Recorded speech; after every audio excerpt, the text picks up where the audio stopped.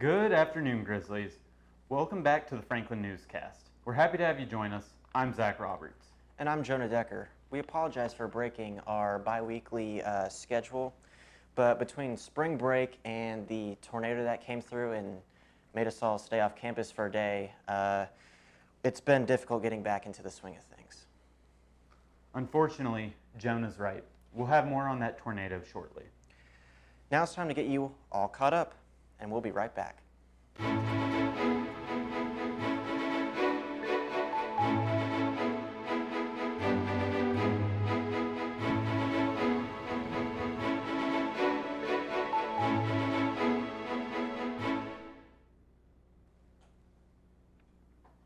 Unfortunately, a tornado arrived to campus the same time students were supposed to and led to the destruction of many warehouses and homes in the Johnson County area. Our thoughts go out to the victims of the destruction. Reporter John Asplund visited some of the devastation himself. A powerful tornado ravaged the town of Whiteland, Indiana, Friday, March 31st, inflicting significant damage on many homes. It first touched down around 11:30 p.m. west of Centerline Road and south of Whiteland Road. It then went on a 3.5-mile northeasterly path through town, ripping off roofs and scattering debris across yards. Many residents and first responders have been working hard to clean up the damage, which will take a while in the areas hardest hit. For the Franklin Newscast, I'm John Asplund. Something like that is very humbling. It's important to stay safe and know what to do when a tornado hits. As always, try and find shelter, get into a basement or an interior room in your home. It is important to stay away from windows. To take extra precaution, you can crouch against the wall while protecting your head and neck from any debris with your hands. Now, it's always hard to transition from a tragedy like this, but now that everyone is safe, we can celebrate some purposeful destruction in Johnson County. Johnson County will be hosting its annual Demolition Derby this July. Olivia Alvey sat down with the driver to learn more about the event. Warm weather is slowly approaching. For some, this means it's closer to summer break, but for others, this means it's almost time for the Johnson County Fair Demolition Derby. What does it take to prepare for the Johnson County Derby?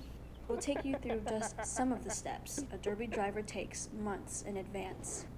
So, creasing the fender, I do that for many reasons. I've seen guys go out on the derby track and they get swiped and that fender's just sticking out enough to where the opponent's car hits that fender and rips the fender completely off. I also spray foam my computer box. That spray foam is going to hold it in a good area, and I know it's not going to get hurt. It's going to be able to take a beating all night long. Spray painting car, man, once you get to that area in the build, you got a derby car at that point. The Joco Fair offers a 4-H experience in addition to the derby and carnival rides.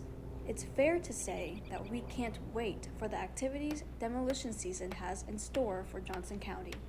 For the Franklin Newscast, Olivia Alvey. Well, Jonah, do you think that's something you'd want to do? Probably not, Zach. I think I'm just going to stick to finding an internship. Well, if you're like Jonah and you'd rather have an internship than crash your car into other drivers, luckily, Kirk Bixler has some advice for us as our reporter, Elena Gilpin, sat down to talk with him. Grizzlies, get excited because Franklin College has your back when it comes to career development. As summer approaches, it's important to think about internships that are being offered in June and July, but Kirk Bixler, the Director of Career Development, encourages you to start thinking about internships even earlier. I would go broader than summer. I would say start early. I'd suggest that students probably start their sophomore year doing internships, because at Franklin you can do up to 16 credit hours that counts towards graduation. Some exciting places offering internships and jobs include the Johnson County Museum of History, Greenwood Parks and Recreation, and the Indiana State Police. There's plenty of resources available for students who are considering doing an internship during the school year or in the summertime. You can use Handshake, LinkedIn, and the Career Development tool on GrizzLink. You can also talk to faculty on campus who have their own set of contacts and connections. For the Franklin Newscast, I'm Alana Gilpin. Thanks for the advice, Kirk. While some are preparing for the demolition derby or their summer internships, the Franklin College volleyball team is training to have a strong upcoming season. Reporter Megan Hendricks visited the team's practice to find out more. The Franklin College women's volleyball team had a very successful fall season. The team closed the season against Defiance, with Franklin having 35 kills in the game. Miranda Wilson and Chloe Holder received second team all-conference honors from the Heartland Collegiate Athletic Conference.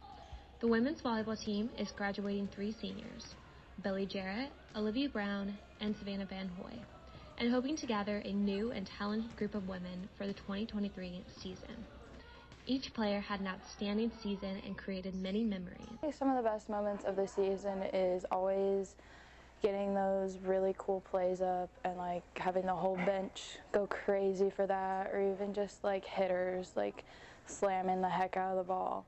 I also feel like the team dynamic is one of my favorites. Like when we're on the bus especially, it's so much fun, like listening to music or like making fun of each other sleeping, and overall just being in practice and having fun with each other.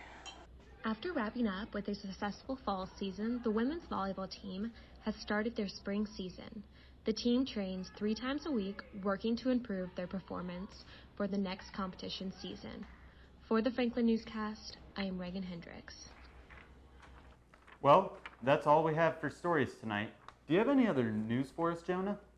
I actually do, Zach. Franklin College finally finished their Center for Tech Innovation building, complete with 3D printers, podcast studios, and more. That's right. The renovations come as a result of the generous $200,000 donation from Robert and Ruth Brown, along with some donations from other private donors. Thank you to all who donated to CTI and Give to Grizz and help support our campus. Thanks for watching. I'm Jonah Decker. And I'm Zach Roberts. We'll see you next time.